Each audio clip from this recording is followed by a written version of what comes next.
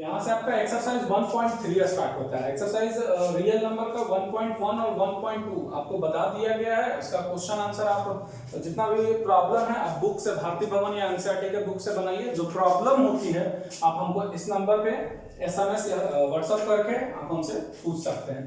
आपका जो next class है वो है आपका अपरिमेय संख्या। पिछले क्लास में हम परिमेय संख्या के बारे में पढ़े थे। अब अपरिमेय संख्या वैसी संख्या जिसे p/q के रूप में नहीं लिखा जा सके। अब बात है नहीं लिखा जा सके का क्या मतलब है। वैसी संख्या जिसे p/q के रूप में नहीं निरूपित किया जा सके उसे हम अपरिमेय संख्या कहते हैं। और उसमें q क्या होना चाहिए, 0 नहीं होना चाहिए। A number which is not represented by p/q and q not equal to 0 are called irrational number. Example: √2, √3, √5, √1/2, √3/2। ये देखने में लग रहा है कि p/q है, लेकिन रियल रूप में जब इसका आप डेसिमल फॉर्म देखोगे तो हम उसको p/q के रूप में नहीं लिख सकते हैं। आगे के क्लास में हम चलेंगे परिमेय और अपरिमेय संख्याओं का जब दशमलव प्रसार प्रारंभ होगा उसमें। अब इस चैप्टर में भी कुछ प्रूव करने के लिए, क्वेश्चन सिद्ध करने के लिए, जैसे पिछले चैप्टर में था सिद्ध करें कि प्रत्येक धनात्मक परिमेय संख्या या पूर्णांक संख्या जो है वो q, q+1, q+2 के रूप में होता है, तो ठीक उसी प्रकार इसमें भी आपको सिद्ध करने के लिए आएगा। अभी तो हम सिर्फ लिख दिए कि ये एक अपरिमेय संख्या, लेकिन कैसे है यही हमको सिद्ध करना होगा। उसको सिद्ध करने के लिए कुछ परिमेय हमको जानना बहुत जरूरी है, पहले से बना यानी एक सिद्ध कथन। और इसी सिद्ध कथन को लेमा कहा जाता है। लेमा एक प्रकार का सिद्ध कथन है, याद रखिएगा इस बात को। आप लिख सकते हैं यूक्लिड के भाग लेमा से, यानी कि वैसा कथन जो परिमेय के रूप में हमारे सामने है उसको हम लोग क्या कहते हैं, लेमा कहते हैं। परिमेय: यदि p एक अभाज्य संख्या है और a² को विभाजित करता है, यदि वो a², a कोई पूर्णांक है उसको विभाजित करेगा तो कंफर्म वो a को भी क्या करेगा, विभाजित करेगा। ये आपका पहला नहीं समझना है। जैसे कहने का मतलब है कि किसी भी संख्या में अगर a² से हम भाग दिए और वो कट जा रहा है तो वो जो नीचे वाला संख्या है वो a को भी काटेगा। जैसे 3 में अगर हम 9 को भाग दे रहे हैं, ठीक, तो ये 9 3 का स्क्वायर है ना, तो e अगर इसको काटा है तो वो इसको भी काटेगा। 9 को काटा है तो वो 3 को भी काटेगा। इस चीज को आपको हमेशा ध्यान रखना पड़ेगा। क्लियर है? आगे अब उसके बाद हम बात करते हैं, जैसे एक और दिखाते हैं इसका एग्जांपल।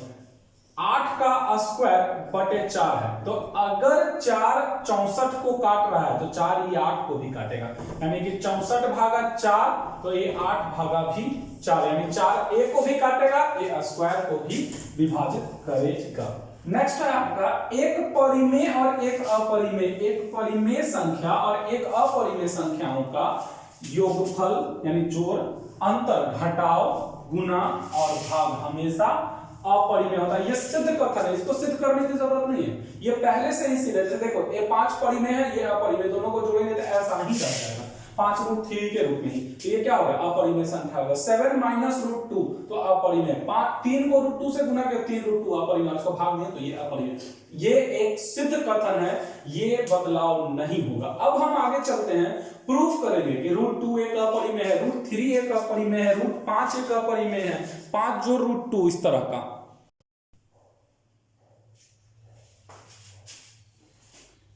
हमारा नेक्स्ट जो क्वेश्चन है वो है सिद्ध करें कि √2 अपरिमेय संख्या है। इस तरह का कई क्वेश्चन आपके एग्जाम में आ सकता है। √3 एक अपरिमेय संख्या है, √5 अपरिमेय संख्या है, √6 अपरिमेय संख्या, √7 अपरिमेय संख्या। सबको आप इसी प्रोसेस से इजीली कर सकते हैं। समझने के बाद आपको इस परिमेय को सिद्ध करने के पहले हम 2 बात बता दें। पहला बात ये बता दें कि यदि p a² को विभाजित करेगा तो वो a को, यदि p a² को विभाजित करेगा तो वो a को भी विभाजित करेगा। और दूसरा, परिमेय संख्याओं का जोड़, घटाव, गुना, एक परिमेय और एक अपरिमेय का जोड़, घटाव, गुना और भाग सब क्या होता है, अपरिमेय होता है। देखिए सिद्ध करना है कि √2 अपरिमेय है, लेकिन हम मानेंगे कि वो क्या है, अपरिमेय है। हम क्या मान के चल रहे हैं कि वो परिमेय है, अपरिमेय नहीं है। हमको सिद्ध करना है कि √2 अपरिमेय संख्या है, लेकिन हम मान के चल रहे हैं कि √2 परिमेय है। तो √2 जब परिमेय है तो हम तो इसको p/q के रूप में लिख सकते हैं। और जहां p और q एक धनात्मक पूर्णांक है और इसमें कोई उभयनिष्ठ नहीं है। परिमेय संख्या का रियल रूप होता है a number which is represented by p by q where q not equal to 0 and p and q have no common digit। p और q में कोई उभयनिष्ठ संख्या नहीं है। उभयनिष्ठ का मतलब कोई कॉमन डिजिट नहीं है, p और q किसी से नहीं कटेगा। अब इसको क्रॉस मल्टीप्लिकेशन किया तो p बराबर रूट अंडर 2q, दोनों तरफ स्क्वायर किया तो p स्क्वायर बराबर 2q स्क्वायर, इक्वेशन सेकंड। अब आप खुद सोचो, यदि 2 यहां आ रहा है नीचे में तो ये p स्क्वायर को विभाजित कर रहा है ना, इसका मतलब है कि ये 2 से ये p स्क्वायर कट जाएगा क्योंकि बटा में क्या आ रहा है, इसको अगर लाएंगे तो यहाँ 2 आएगा ना, इसका मतलब 2p स्क्वायर को विभाजित कर रहा है तो 2 अभाज्य संख्या, और जब ये p स्क्वायर को विभाजित कर रहा है तो p को भी क्या करेगा, विभाजित करेगा। इस बात को नोट कीजिएगा कि 2 जो है वो p को विभाजित करेगा। अब माना कि p बराबर 2m, जो q स्क्वायर था यहाँ पर उसको हम p बराबर क्या मान लिए, 2m है पूरे सिस्टम को, ठीक है। तो p बराबर अगर हम 2m लेके चल रहे हैं और m कोई पूर्णांक है, पूरे सिस्टम को हम m मान लिए, क्लियर। फिर दोनों तरफ हम स्क्वायर किए तो स्क्वायर किए तो p स्क्वायर और इसका स्क्वायर किया तो 4m स्क्वायर। अभी p स्क्वायर के जगह हम 2q स्क्वायर को रख दिए तो फिर मेरा ये 2 से कट गया तो देखो तो ये तो फिर q स्क्वायर को विभाजित कर रहा है ना, और जब 2q को विभाजित कर रहा है तो q को भी विभाजित करेगा। क्लियर है। फिर से देखिए यहां से यहां तक क्लियर था।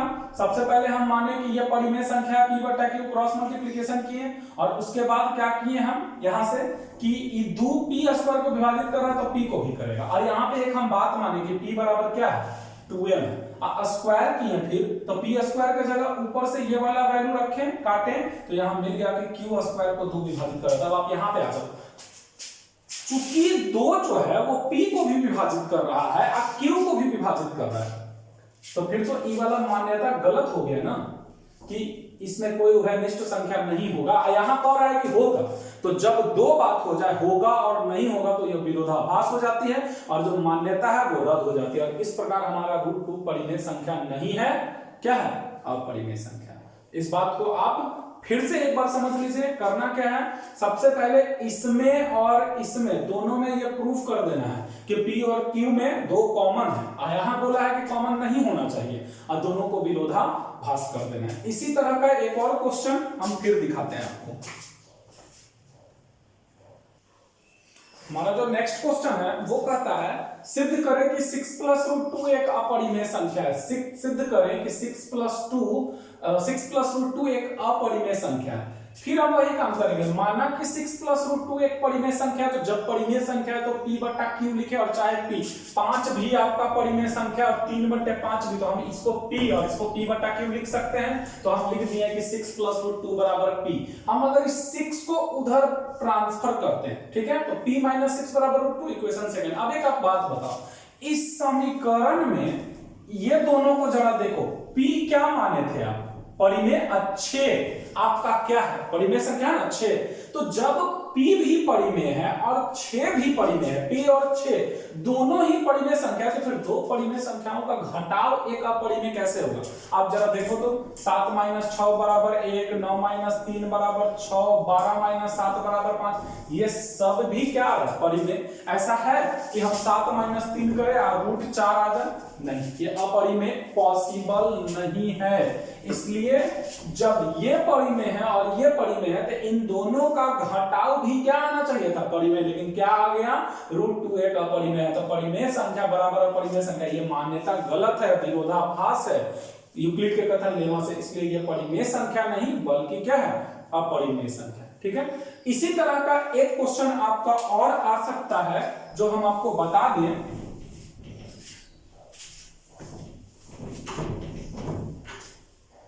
ये माइनस में दे सकता है, माइनस में 5 - √3 एक अपरिमेय संख्या। तो आप वही सेम टू सेम बनाते चलो।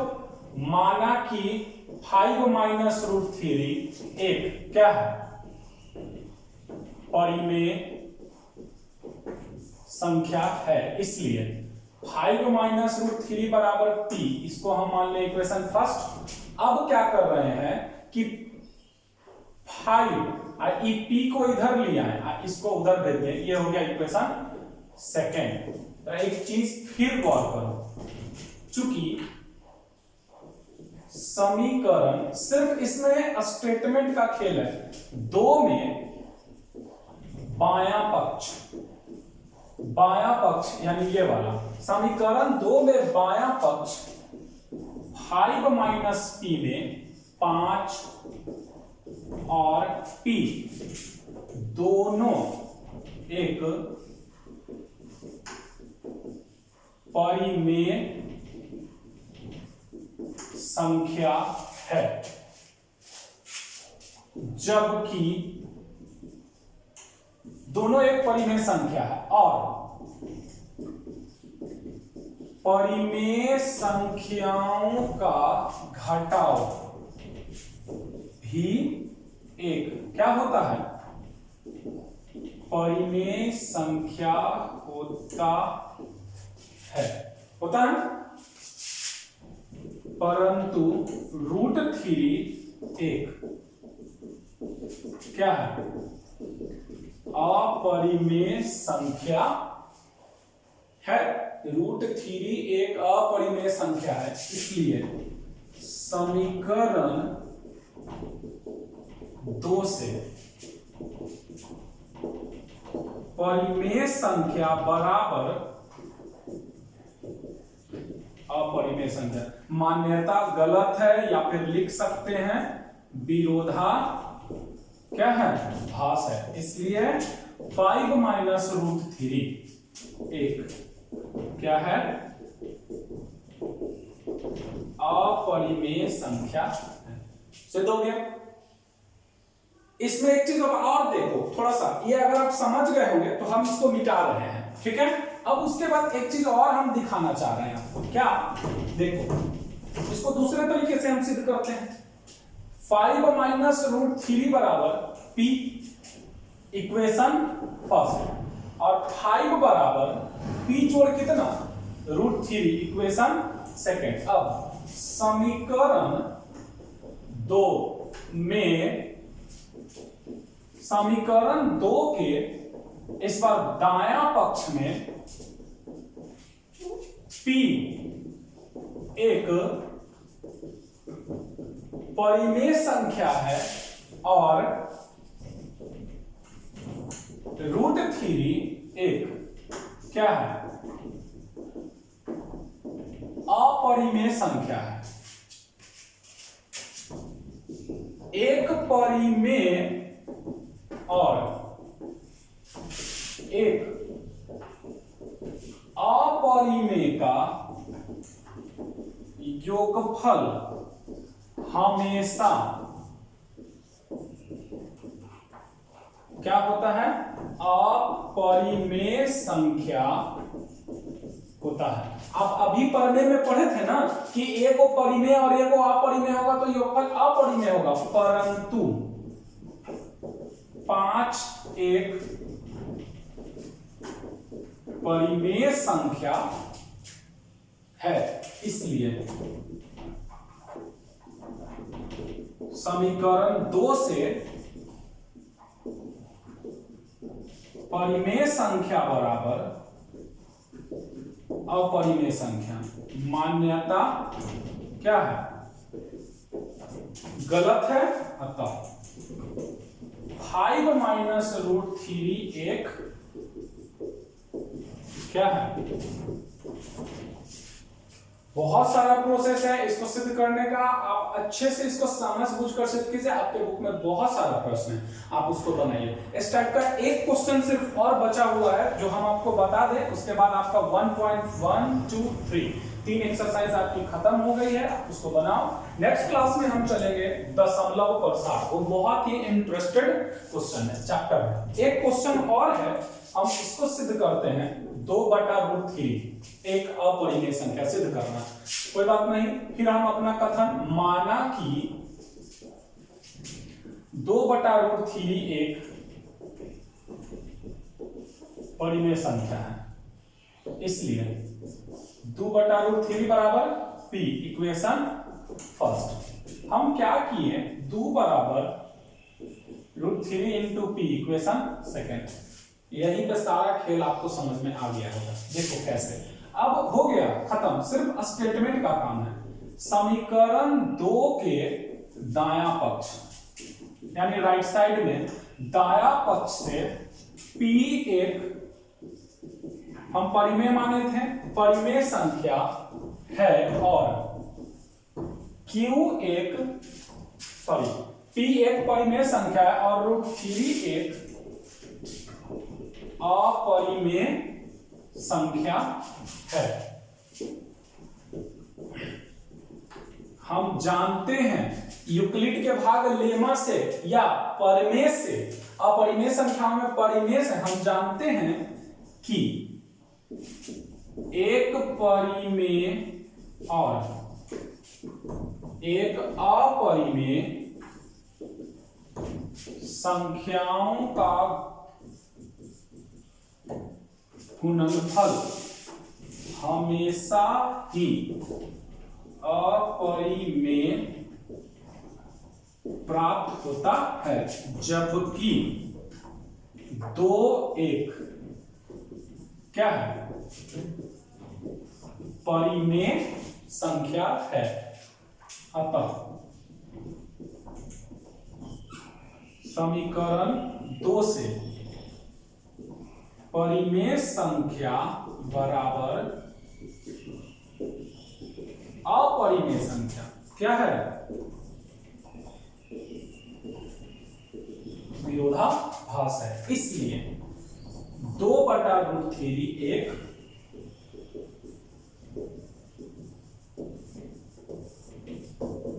अपरिमेय संख्या। क्लियर हो गया?